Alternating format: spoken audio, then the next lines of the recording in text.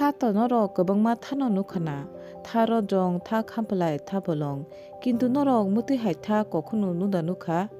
nuge khungga norok o mangpili tabuk nugui manai tabuk social media o mangpili kaisa kasai pheke je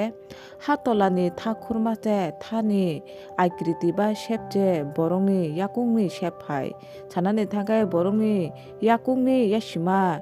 hai thani akriti tabuk social media o tha viral ongoi tongo hingga kainorok o thano nugui norok saimano chungjakhana je o tha boro mangkha bahaike mangkha tai o thani akriti ba shape ba bahaike amsuk borongni yakungni yashima bai amsuk solka hani norok khani tongkhana gang sai khnarono o tha mankha Bangladesh o tei saimangkha o thano khoroksa kirsok kaimani tha khurmani pore hingkai jefuru sui hakibin nai bole borongni akriti yakungni yashima hai thani shape no mankha amo bai elkabasi grambasi ro belanya wana jagoi o thano nalaikha hingga kainorok bo nai gradi o thani mangpili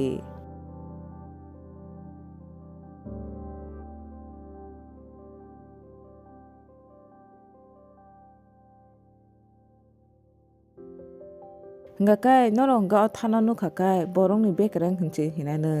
kintu bo mo kunu borongni bekereng ya ma hatolao khorimamani thani akriti ba shape je borongni yakungni yashima hai hingga kai o mangpili kasa phema bani tabuk social media o tha je hino viral ongoi tongo tei ang tui pheke nongni bagui o viral tha hingga kai norok khwnai na di local borok rok tama saka tai bisesogor rok tama saka o tha borongni yashima yakung hai wngmani mangpili kasa phemani pore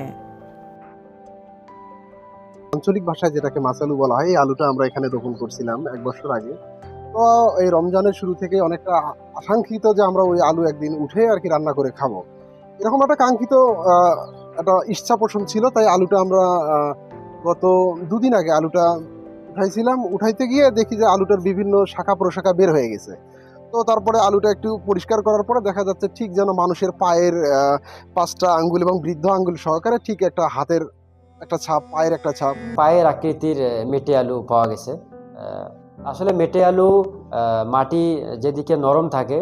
সেদিকে এটা বৃদ্ধি পায়। মেটে আলুর আসলে নির্দিষ্ট কোনো আকৃতি নাই,